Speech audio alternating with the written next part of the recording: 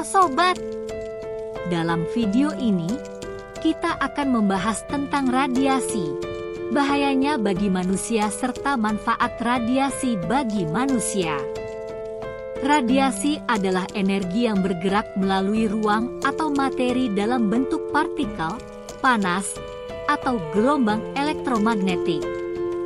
Radiasi dapat berasal dari berbagai sumber, baik alami maupun buatan. Tapi sebelum kita lanjutkan, bagi Anda yang belum subscribe channel ini silahkan klik tombol subscribe agar channel ini bisa berkembang.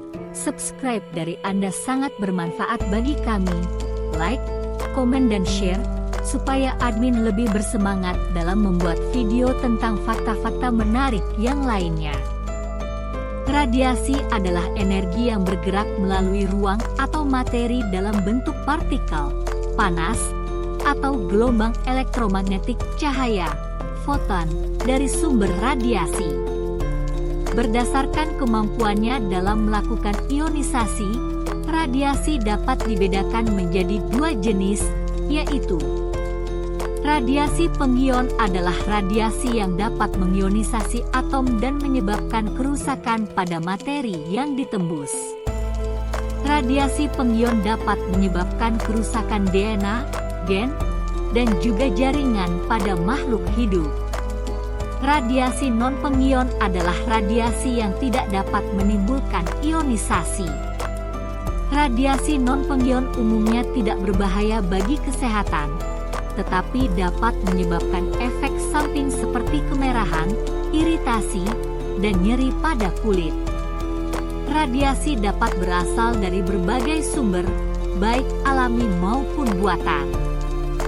Sumber radiasi alami antara lain sinar matahari, radioaktivitas dari tanah dan batuan, sinar kosmik. Sumber radiasi buatan antara lain radioaktif, perangkat medis seperti sinar X dan radioterapi, perangkat industri seperti mesin sinar X dan pemindai sinar gamma. Beberapa contoh dari radiasi adalah sinar X adalah radiasi pengion yang digunakan untuk mendiagnosis dan mengobati penyakit. Radiasi nuklir adalah radiasi yang berasal dari inti atom.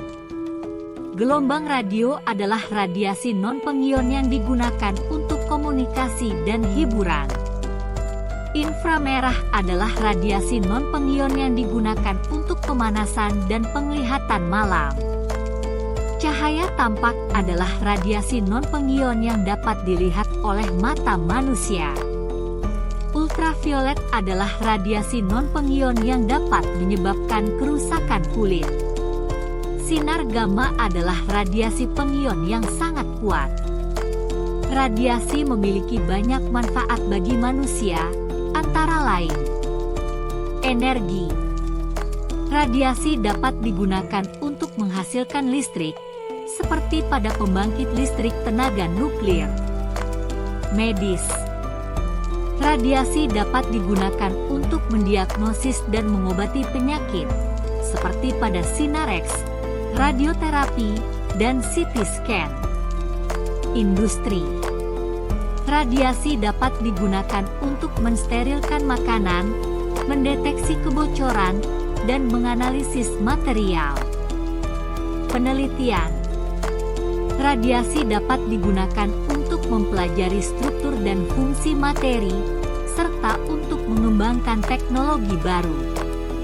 Beberapa contoh manfaat radiasi bagi manusia, di antaranya sinar X digunakan untuk mendiagnosis penyakit, seperti patah tulang, kanker, dan infeksi. Radioterapi digunakan untuk mengobati kanker dengan cara membunuh sel kanker dengan radiasi. CT scan digunakan untuk membuat gambar 3 dimensi dari bagian dalam tubuh untuk mendiagnosis penyakit. Sinar gamma digunakan untuk mensterilkan makanan dan peralatan medis. Radiasi nuklir digunakan untuk menghasilkan listrik, menambang mineral, dan membuat obat-obatan. Penggunaan bahan yang mengandung radioaktif atau radionuklida harus benar-benar dilakukan dengan teliti, cermat, dan benar-benar digunakan oleh orang sangat ahli. Karena jika terjadi kesalahan bisa berakibat sangat fatal akibatnya bagi manusia.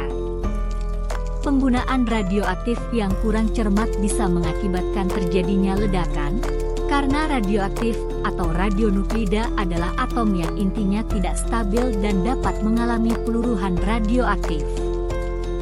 Peluruhan radioaktif adalah proses di mana inti atom yang tidak stabil melepaskan energi dalam bentuk radiasi dan berubah menjadi inti atom yang lebih stabil. Radiasi harus digunakan dengan hati-hati, karena radiasi juga dapat berbahaya bagi kesehatan jika terpapar dalam dosis yang tinggi. Jika terjadi ketidakseimbangan yang mengakibatkan ledakan pada radioaktif, akan sangat lama untuk menghilangkan radiasinya. Lamanya radiasi akan menghilang setelah ledakan nuklir tergantung pada beberapa faktor, yaitu jenis ledakan nuklir. Ledakan nuklir yang lebih besar akan menghasilkan lebih banyak radiasi. Kekuatan ledakan nuklir. Ledakan nuklir yang lebih kuat akan menghasilkan lebih banyak radiasi. Lokasi ledakan nuklir. Ledakan nuklir yang terjadi di dekat permukaan tanah akan menghasilkan lebih banyak radiasi. Kondisi cuaca. Cuaca yang cerah akan membantu menyebarkan radiasi. Secara umum, radiasi dari ledakan nuklir akan menghilang dalam waktu beberapa tahun. Namun, ada beberapa jenis radioisotop yang dapat bertahan dalam waktu yang lama, bahkan ratusan atau ribuan tahun. Berikut adalah estimasi waktu hilangnya radiasi dari ledakan nuklir. Radioaktif yang mudah menguap, seperti cesium-137 dan iodium-131, akan menghilang dalam waktu beberapa minggu hingga beberapa bulan. Radioaktif yang tidak mudah menguap, seperti strontium-90 dan plutonium-239, akan menghilang dalam waktu beberapa tahun hingga puluhan tahun. Radioaktif yang sangat stabil, seperti uranium-238 dan thorium-232, akan bertahan dalam waktu ratusan atau ribuan tahun. Sebagai contoh, menurut para ahli dari Jepang memperkirakan akibat ledakan Chernobyl mungkin membutuhkan waktu hingga 20.000 tahun untuk bisa dihuni kembali dengan nyaman. Radiasi dapat berbahaya bagi manusia jika terpapar dalam dosis yang tinggi. Radiasi dapat menyebabkan kerusakan DNA, gen, dan juga jaringan pada makhluk hidup. Paparan radiasi dosis tinggi dapat menyebabkan kanker, kelainan genetik, bahkan kematian. Efek radiasi terhadap kesehatan manusia. Efek radiasi terhadap kesehatan manusia dapat dibagi menjadi dua jenis, yaitu efek deterministik dan efek stokastik. Efek deterministik adalah efek yang pasti akan terjadi jika terpapar radiasi dalam dosis tertentu.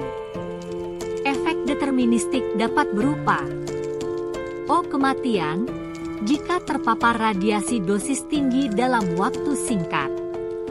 Kerusakan kulit jika terpapar radiasi ultraviolet UV dalam dosis tinggi. Sindrom radiasi akut yang meliputi mual, muntah, diare, dan kerontokan rambut jika terpapar radiasi dosis tinggi dalam waktu singkat. Efek stokastik adalah efek yang tidak pasti akan terjadi, tetapi kemungkinannya meningkat seiring dengan peningkatan dosis radiasi. Efek stokastik dapat berupa kanker yang dapat terjadi setelah terpapar radiasi dalam dosis rendah dalam waktu lama. Kelainan genetik yang dapat diturunkan ke generasi berikutnya. Handphone memancarkan radiasi.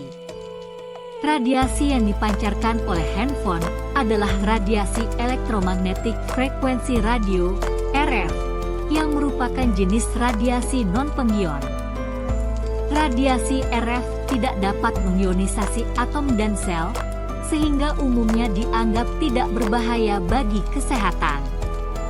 Radiasi RF yang dipancarkan oleh handphone berasal dari antena yang terletak di bagian atas handphone.